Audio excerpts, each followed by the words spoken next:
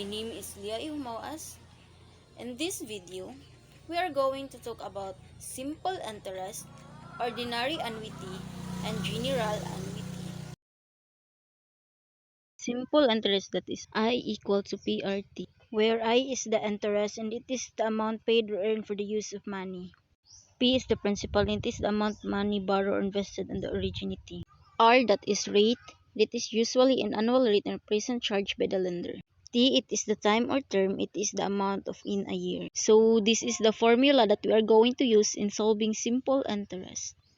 I equal to PRT. Example. James invests 5,000 pesos in a savings account of an annual rate of 8% for 5 years. We are going to find on how much money did he earn an interest and then what is the total value of his savings account. So to answer this questions, let's identify first the given. So we have principal and that is 5,000 pesos. And then rate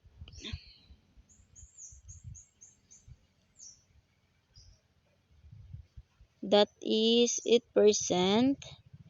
8% that is 0.08. Then time that is 5 years.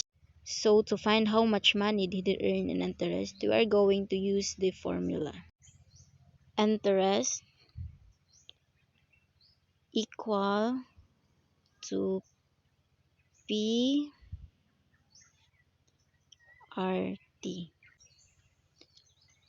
So the principal is 5,000 pesos. And then rate that is 0.08 and time that is 5 years. So all we have to do to find interest, we need to multiply the principal rate in time. 500 times 0.08, that is 400. Then copy the 5 years. So 400 times 5, that is 2,000 pesos. So the interest earned by James in 5 years in 8% interest, that is 2,000 pesos. And then you are going to find the total value of his savings account, or what we call future value. So to find future value, we simply add the interest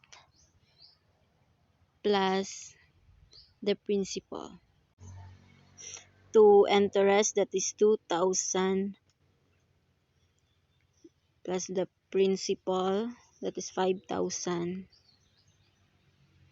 Therefore, the total value of his savings account is 7,000 pesos. So this is our final answer. Ordinary annuity. An annuity in which a periodic payment R is made at the end of each payment interval. Example. Find the amount and present value on annuity of 170 pesos payable every end of the month of 8% compounded monthly for 5 years and 5 months. Given. Sum is 170 pesos. Rate is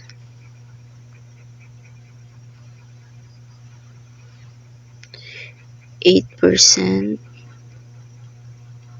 and M is the compounded monthly, so we need to put 12.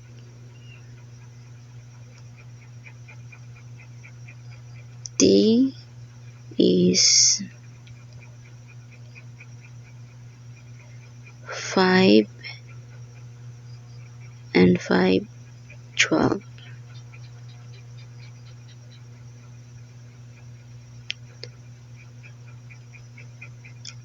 Interest equal to rate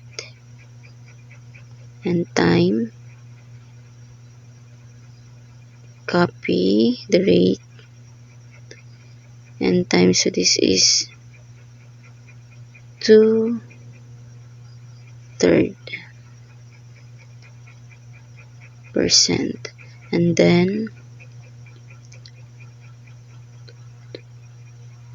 n equal to time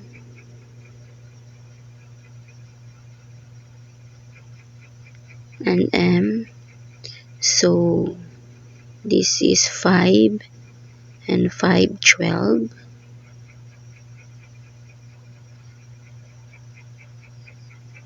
So 5 and 5, 12 times 12. So this is 65. So the formula that we're going to use is sum equal to RS in angle I. So the periodic payment is 170 pesos.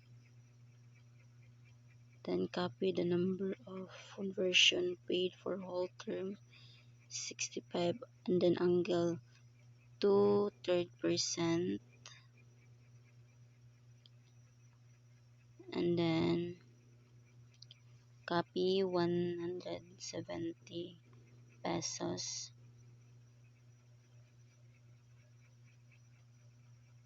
So we need to go to table 5 to find 170 into 3%.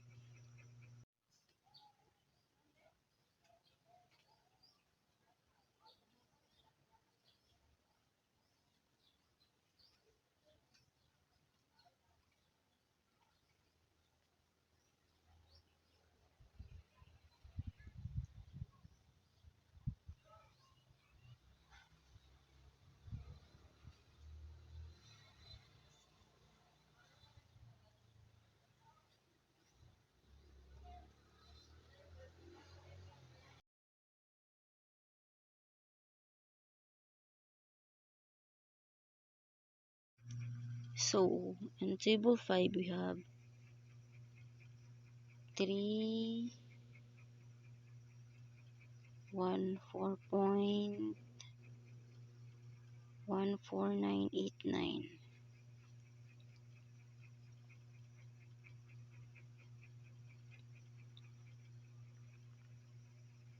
So 170 times 314.149.898 is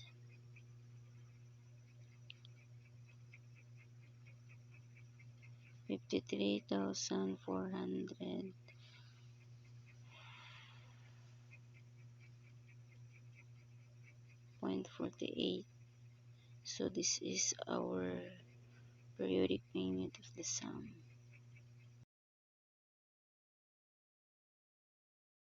So we need to proceed to table 6. The formula that we're going to use is A equal to RA and angle I. A equal RA 170, then N is 65, angle 2/3%, that is I.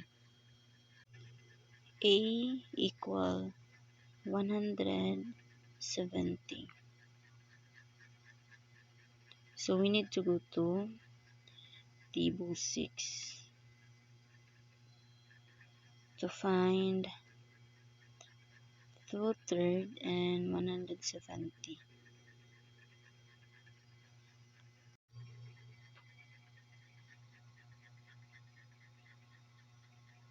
So in table 6 you have 101.524281.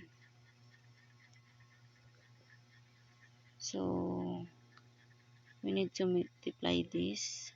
170 times 101.524281 is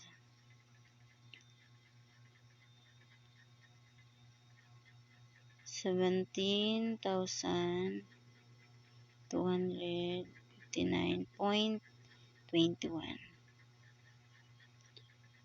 So this is our final answer. General annuities. It is the payment is made at the end of each payment interval. A. It is a present value of an annuity. R. It is a periodic payment of an annuity. M. Number of compounding period for 1 year. I. Rate for compounding period. C is a number of months and a compounding period. P is a number of months and a payment interval. Q is a number of compounding period and a given interval. The formula that we are going to use is A equal R 1 over iski angle I, table 7 or 8. Problem number 3. Find the present value of an annuity of 340 pesos every end of 6 months for 8 years if the interest rate is 2% compounded annually. Given R equal 340, rate equal 2%.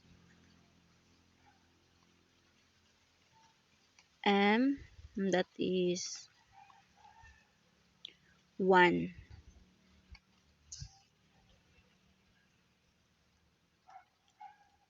That is compounded monthly. And T equal 8 years.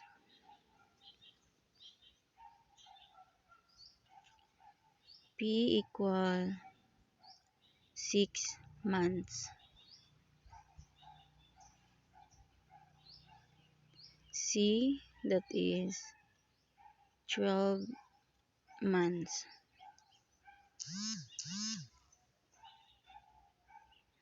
I equal RM, that is 2 divided by 1, that is 2%. And then M, T, M equal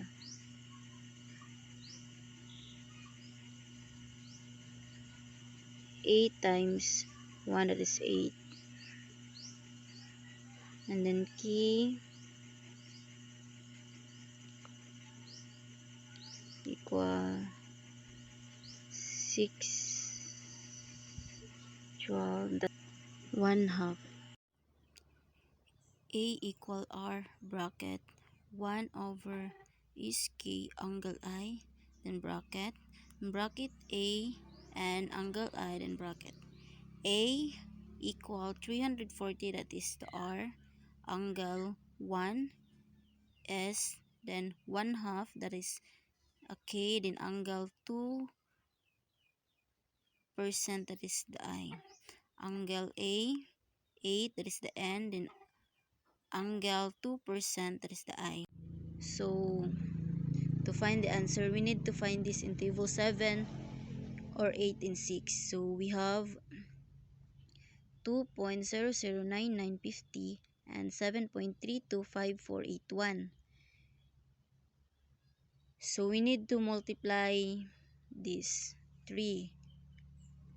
So 2.009950 times 7.325481, and then times 340, so we have 506,000.108. So this is our final answer. That's all. Thank you.